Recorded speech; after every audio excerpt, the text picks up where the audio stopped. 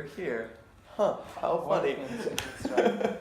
All right. Hi, Tennessee. How are you?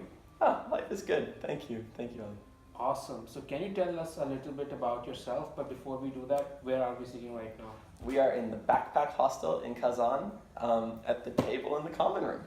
And Awesome. I just got here a couple of days ago from St. Petersburg.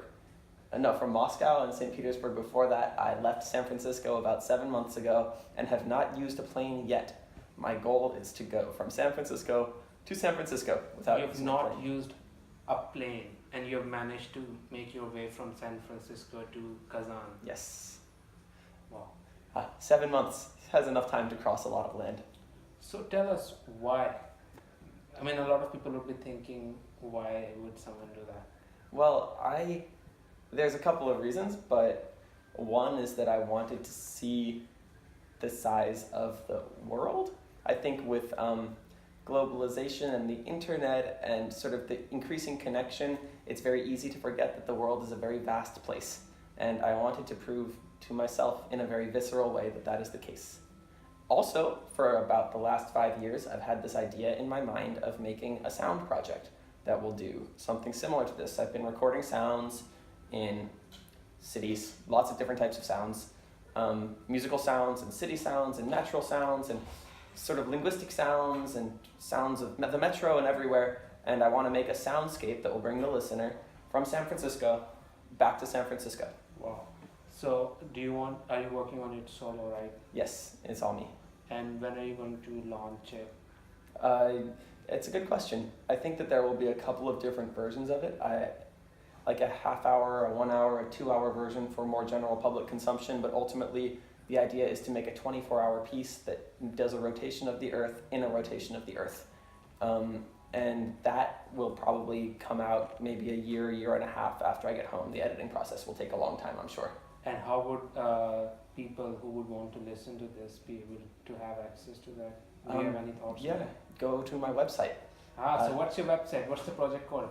Headed East. The project is called Headed East, and my website is headedeast.art. A-R-T. So appropriate. So tell me about this. Let's talk about creativity. What do you think a life without creativity is like? A lot of people feel that they're so busy doing stuff from 9 to 5, and their life is so predefined, right? They don't have the chance to pursue crazy dreams like you did. That's a great question. A life without creativity to me is, it's kind of machine-like, I would say.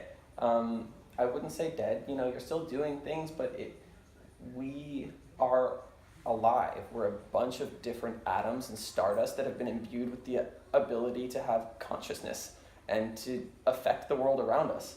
And using our individuality and creativity to do that is, I think, a driving thing for humans ever since we became self-aware. To be able to express yourself in that way is truly the act of being alive and using your individuality and uniqueness to create something that only you can create. For me, creativity is paramount. I have been making music with my life as long as I can remember. I've been doing it professionally since I graduated from school. And doing what I love all the time as opposed to doing something that I don't quite love and then making a lot of money and trying to then use the free time that I have from making that money and spend my money to do the things that I love. It just seems like a very roundabout way to end up doing the things that I love, whereas I could just do what I love all the time, and that would meet those needs for me. But it's not all roses, right? So there are a lot of people who are thinking, okay, if Tennessee can do it, then I can do it, right? But you have to sacrifice a lot of stuff, right? Yes. Can you tell us about that journey, right? Some of the things you have had to sacrifice, because it's not all, It's not all roses, as you were saying. Money is the first thing that comes to mind. There's not a lot of money in art. There are some months where I've needed to not eat great food in order to make my budget work. Time, weekend nights I'm often working instead of going out with my friends. In certain ways, mental health as well, it's stressful to be a freelancer, not knowing all the time where the money is going to come from next, and sort of from month to month, like, all right, I have my money for rent, so now I can start working on my money for food, and then I can start working on my money for fun, and then my money for travel, and by the end of the month, usually it's all there, and you can put it all away, but in the first 2 weeks of the month, it's always like, okay, nose to the grindstone, let's do this. Do you think creativity can be taught? Wow, that's a great question.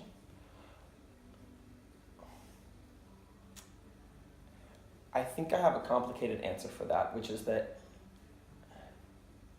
your ability to, not to use, but it's like a muscle, right? Everyone has the same muscles, and some people's are larger than others because they have worked them out a lot. And in the same way, creativity, and you can be taught exercises, right, for your muscles, and you can be taught exercises for your creativity that will help to spur your creativity. And anyone can be taught the same exercises that generally work for most people, but that intrinsic creativity, I think, is something that is unique to each person. And so it's not something really that can be taught, it's just the way of expressing it, and the way of holding back your critic, your inner critic, and of being able to make the right decisions based on sort of what your vision is. Those are things that can be taught, but the actual creativity is like a spring within yourself, and that's just there. So you need to make sure that you are sort of nourishing it rather than letting it sort of fade away, right? Exactly, nourishing it, working it out, rather than letting that muscle atrophy. And so what do you know about Pakistan and Pakistani music? Not a lot. I know I studied some South Indian music and North Indian music, and so I'm imagining that some of the what's the word I'm looking for? Some of the patterns and not tropes, but commonly used things are similar. Ideas of keeping tala and ideas of rags, but not a whole lot in particular about music. And then about the country itself, I know that it is Muslim and that it had a split with India, basically along religious grounds, and that it has a very, very interesting relationship with the United States. I'm American. We are nominally allies, and there's been a lot of times when it seems like maybe that wouldn't continue, but that has continued, and I'm not entirely sure if that's because each side believes that it is better to remain allies despite the other shitty things that the other side does to them, or if there's, I really don't know. I think it's the relationship that the United States has the most complicated relationship with in the entire world. I know the names of some of the major cities. That's cool. And sometimes I know the names of your presidents. Many presidents, we go through them quite regularly, right? So, the last question we want to wrap this up is, what's your favorite book? My favorite book? Oh, that's a great question. Because, people have that one book they can go back and just read it over and over and over again, right? So I think that there's a book like that for me that is not necessarily a book that has influenced my thinking in a very serious way, but a book that I come back to all the time. And that is Ender's Game by Orson Scott Card. Just loved that book when I was 10 or 12, and I keep coming back to it every year or two and finding more things inside of it. There are some things, larger lessons to be taken away, but I just really love the way Orson Scott Card can tell a story and the way that things build. In terms of books that have influenced my thinking in a more serious way that I come back to, I'm traveling for 7 months right now. I'm just in a backpack, and I have 3 books with me. You have 3 books? I have 3 books with me. Oh, yeah? I have a book that my grandfather wrote about fleeing from Vienna from the Nazis that he just put out while I was on this journey. I got a copy delivered to me, and I'm hoping to read it on the Trans-Siberian. So was your grandfather Jewish, and he had to run for that reason? Yes. Okay. And did that experience shape you into the person you are today? Do I you think? believe so. Being back in Vienna was a very, very intense experience for me. I wasn't expecting to be quite as moved as I was when I saw the old family farm and the old place where the family restaurant had been. It also has made me come down very strongly on one side of the refugee debate about what's currently happening in Syria. I believe that if there is a refugee whose life is threatened by a political situation, they should be let into any country that they need to.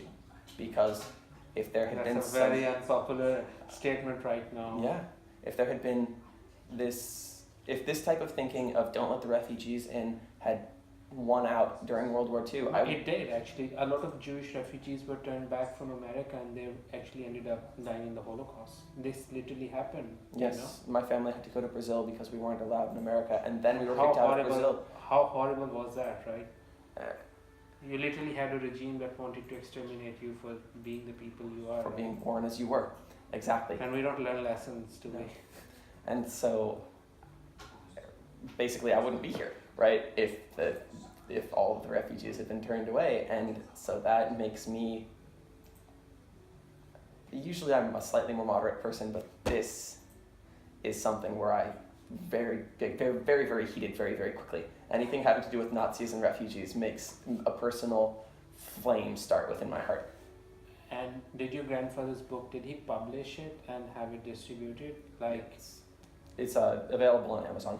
alright. And can you tell its name? So, 1,000 Kisses. 1,000 Kisses. That was the way that my great-grandparents used to sign their letters to each other when one was in Hungary and one was in Austria and they were trying to escape together. And they eventually did, right? They did. So there's a happy ending to that They story. made it out on a ship to Brazil. And here I am. Yes. Exactly. And the other two books that I'm traveling with are a copy of the Tao Te Ching and a copy of the Zhuangzi, which is another Taoist text. That are sort of both, they're so dense and complicated and sort of semi-mystical that every time I come back to them I find something entirely different, and it's been very helpful for me. Awesome. So it was wonderful talking to you. You we too. wish you all the best. Do you have any channel where you update people on where you are right now? Do you have any plans for Kickstarter for your project maybe, or GoFundMe? Because a lot of people go down that route as well. I will figure that out when I get back to America. Basically, it depends if I need money or if I can find a residency or go to grad school in composition to do this. What I'm focused on right now is just making sure I get good audio. And one last everything. question. Go to the website, headedeast.art. Heritage.com, yeah. The art, right? .art.